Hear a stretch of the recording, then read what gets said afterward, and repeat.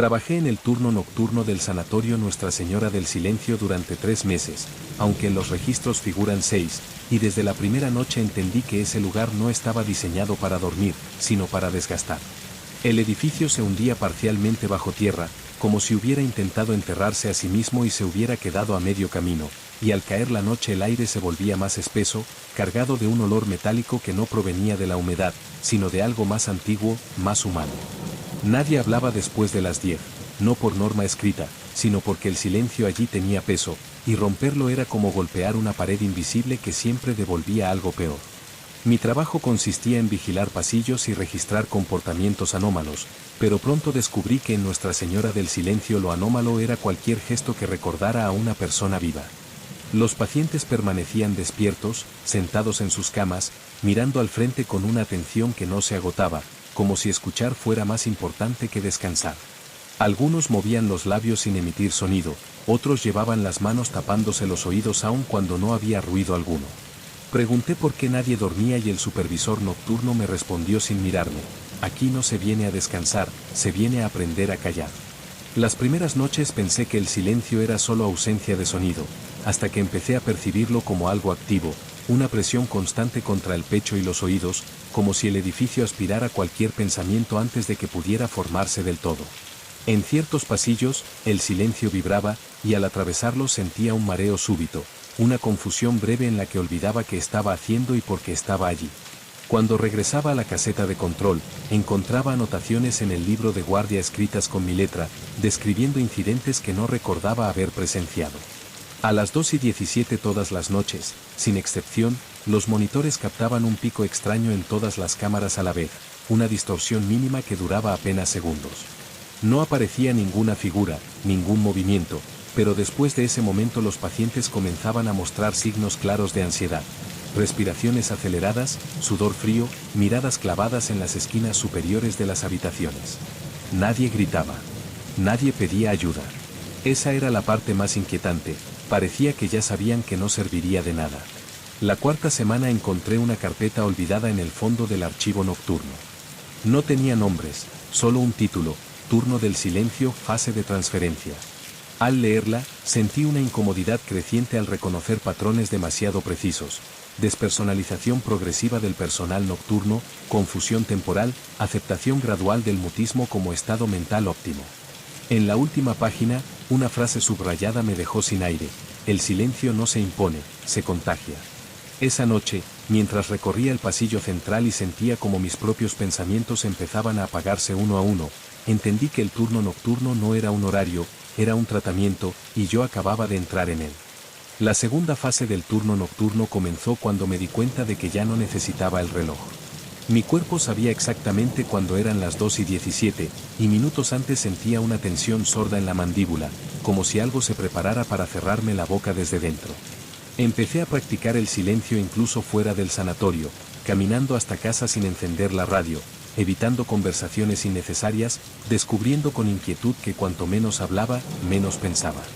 El silencio no era ausencia, era orden, una forma de disciplina mental que el lugar iba instalando con paciencia quirúrgica. Durante las rondas, noté que algunos pacientes habían dejado de mover los labios. Ya no simulaban murmullos ni plegarias mudas, permanecían inmóviles, con la boca apenas entreabierta, como si esperaran que algo entrara. Cuando me detenía frente a ellos, sus ojos se desplazaban lentamente hacia mí, no para verme, sino para comprobar si yo todavía hacía ruido por dentro. En uno de los pabellones, encontré a un hombre sangrando por la nariz, con los oídos llenos de algodón empapado. No pidió ayuda. Solo señaló su garganta y negó con la cabeza, agradecido de no tener que explicarse. A las 2:17, el silencio cayó como siempre, pero esa noche fue distinto. Las luces no parpadearon, los monitores no fallaron, simplemente todo sonido dejó de existir al mismo tiempo, incluso el interno. No escuchaba mi respiración, ni el latido del corazón, ni el roce de mis pasos. El pánico debería haber llegado ahí, pero no lo hizo. En su lugar apareció una calma profunda, antinatural, una sensación de pertenencia absoluta. Por primera vez desde que empecé a trabajar allí, sentí que el sanatorio me aceptaba sin condiciones. Después de ese momento, las anotaciones del libro de guardia dejaron de usar palabras completas. Frases truncadas, símbolos repetidos, líneas horizontales marcaban eventos que yo recordaba perfectamente sin necesidad de leerlos. Empecé a corregir informes antiguos, eliminando adjetivos emocionales, simplificando descripciones humanas hasta volverlas funcionales. Paciente inquieto se convertía en ruido residual. Crisis de angustia pasaba a ser interferencia. El lenguaje era un problema que el sanatorio estaba resolviendo a través de mí. Una madrugada escuché un sonido real. Un golpe seco, único, proveniente del ala subterránea que permanecía cerrada desde hacía años. El ruido me atravesó como una agresión física, y reaccioné de inmediato, bajando las escaleras con una furia inesperada. Encontré la puerta entreabierta y del otro lado, a un paciente nuevo, arrodillado, llorando sin control, rompiendo el equilibrio del lugar. No pensé. No dudé. Cerré la puerta con violencia y accioné el seguro manual, aislando el sonido hasta que se extinguió. Solo entonces me di cuenta de que había actuado como el sanatorio esperaba. Al final del turno, el supervisor nocturno se detuvo frente a mí por primera vez desde que empecé. No habló. Me entregó una tarjeta blanca, sin nombre, sin cargo, sin fecha. Solo tenía una palabra impresa en relieve: apto. La guardé en el bolsillo con cuidado, consciente de que algo se había sellado. Mientras salía al amanecer, el mundo exterior me pareció obscenamente ruidoso, innecesario, casi violento. Y en ese contraste entendí la verdad más inquietante de Nuestra Señora del Silencio: no te quita la voz, te enseña porque nunca debiste usarla. La tercera fase del turno nocturno comenzó cuando el ruido dejó de doler y empezó a parecerme incorrecto. El mundo exterior ya no era solo ruidoso, era una anomalía mal regulada, un error constante de fondo. Volví al sanatorio antes de mi horario, no por responsabilidad, sino porque allí el silencio estaba bien distribuido, equilibrado, como una sustancia dosificada con precisión. Mis oídos habían aprendido a distinguir capas de quietud, y cualquier desviación me provocaba una irritación profunda, casi moral, como si alguien violara una norma básica que yo nunca había escrito, pero que ahora defendía con el cuerpo entero. Los pacientes nuevos eran el problema principal. Llegaban cargados de palabras inútiles, preguntas, explicaciones largas que contaminaban los pasillos durante días. Yo me encargaba de observarlos desde lejos, midiendo cuánto tardaban en bajar el volumen interno, cuánto resistían antes de entender que aquí hablar no servía para ser escuchado. Algunos tardaban semanas, otros se quebraban en horas. Con esos últimos sabía que ser cuidadoso. El quiebre brusco generaba residuos sonoros, llantos secos, respiraciones irregulares. Aprendí a intervenir antes de que eso ocurriera, guiándolos con gestos mínimos, miradas largas, silencios exactos que cortaban el impulso de emitir sonido desde la raíz. Una noche me asignaron el ala baja, un sector donde el silencio no era estable, sino activo. Allí, el aire vibraba levemente, como si algo invisible se desplazara buscando fisuras. Cada paso debía ser calculado. Un movimiento mal sincronizado podía generar una reacción en cadena, un eco que tardaba horas en disiparse. En una de las habitaciones encontré a una mujer con los labios cosidos con hilo quirúrgico, no como castigo, sino como adaptación voluntaria. Sus ojos estaban en calma absoluta. Me miró con gratitud. No necesitaba decirme nada. Había comprendido antes que yo. A las 2:17, el evento se intensificó. No fue una caída del sonido, sino una alineación. Todo quedó en su lugar correcto al mismo tiempo: pensamientos, impulsos, recuerdos. Sentí como algo se ajustaba dentro del cráneo, como una pieza que por fin encajaba después de años de fricción. Durante esos segundos, entendí el propósito real del sanatorio: no silenciar voces, sino eliminar la necesidad de tenerlas. Cuando el mundo interior se aquieta, la comunicación deja de ser urgente. Después de ese turno, dejé de escribir informes. Ya no eran necesarios. El sanatorio respondía a mi presencia de forma directa: luces que se atenuaban cuando yo entraba, pacientes que corregían su postura sin indicación, puertas que se cerraban solas al detectar cualquier intento de ruptura sonora. Empecé a notar que otros trabajadores evitaban coincidir conmigo en los pasillos. No por miedo, sino por una incomodidad más profunda: yo ya no pertenecía al mismo nivel de ruido que ellos. El último cambio fue interno y definitivo. Una mañana intenté recordar el timbre de mi propia voz y no pude. No sentí pérdida, ni nostalgia, ni angustia. Sentí alivio. En Nuestra Señora del Silencio, la voz es un síntoma temprano que desaparece cuando el tratamiento progresa correctamente. Ahora camino por los pasillos durante la noche, ajustando el equilibrio invisible del lugar, corrigiendo desviaciones antes de que se manifiesten. Si algún paciente pregunta quién soy, no respondo. No hace falta. Aquí, cuando el silencio es completo, la identidad deja de ser necesaria. El silencio dejó de ser una condición del sanatorio y pasó a ser una función mía. Ya no caminaba dentro de él, lo activaba. Donde yo me detenía, el aire se volvía denso, como si cada partícula recordara su lugar exacto y se negara a vibrar sin permiso. Empecé a sentir el pulso del edificio desde el interior del pecho, una cadencia lenta que no coincidía con mi corazón, pero que lo gobernaba. Cuando ese pulso se aceleraba, sabía que alguien estaba pensando demasiado alto en alguna habitación, imaginando palabras, formulando preguntas internas que aún no habían nacido, pero que ya contaminaban la estructura. El sanatorio respondió asignándome pacientes que no figuraban en los registros oficiales. No tenían nombre en las carpetas, solo números incompletos, páginas arrancadas, fechas mal escritas. Eran los que habían fallado en el proceso, los que habían aprendido a callar por fuera, pero seguían gritando por dentro.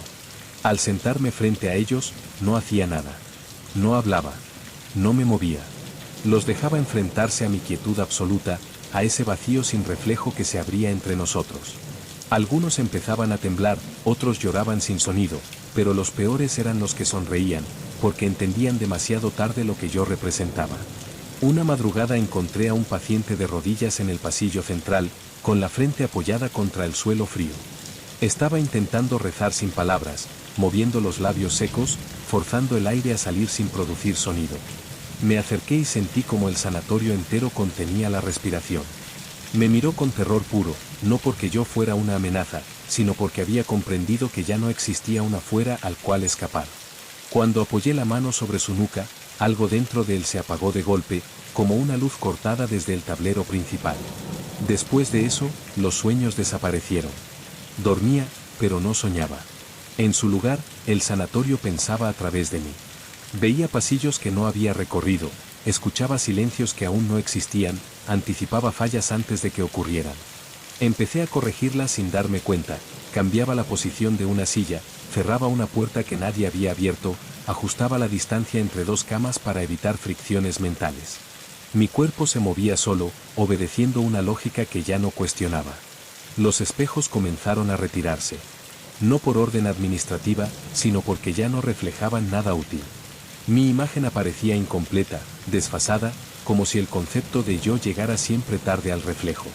En uno de ellos vi, por primera vez, el rostro del sanatorio superpuesto al mío, grietas finas como arrugas, manchas de humedad donde deberían estar los ojos, una boca inexistente que aún así imponía silencio. No sentí miedo. Sentí reconocimiento.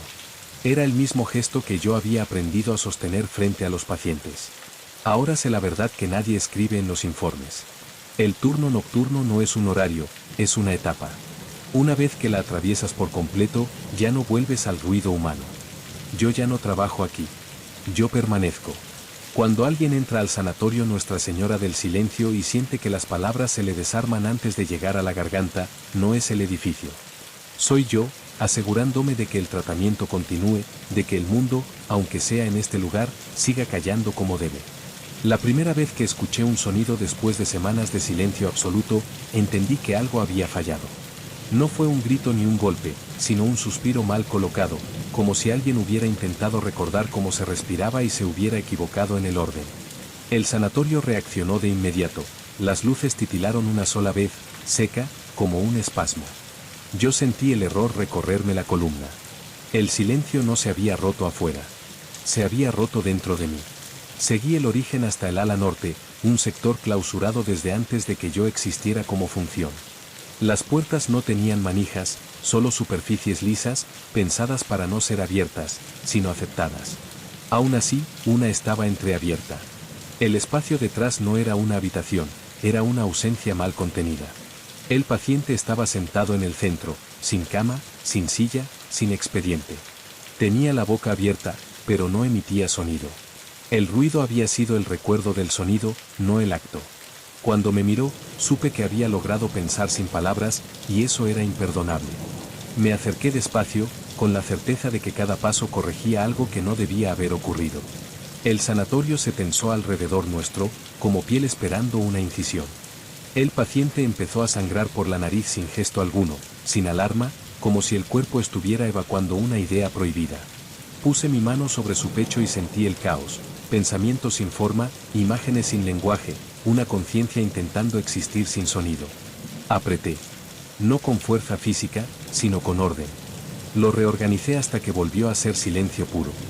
Después de eso, el sanatorio me mostró lo que había escondido. Pasillos que no figuran en planos, habitaciones sin paredes definidas, turnos que no avanzan. Vi a otros como yo, o lo que fueron antes de disolverse del todo, caminando en bucles lentos, manteniendo funciones específicas. Uno contenía recuerdos, otro absorbía culpas, otro impedía que el miedo tomara forma audible.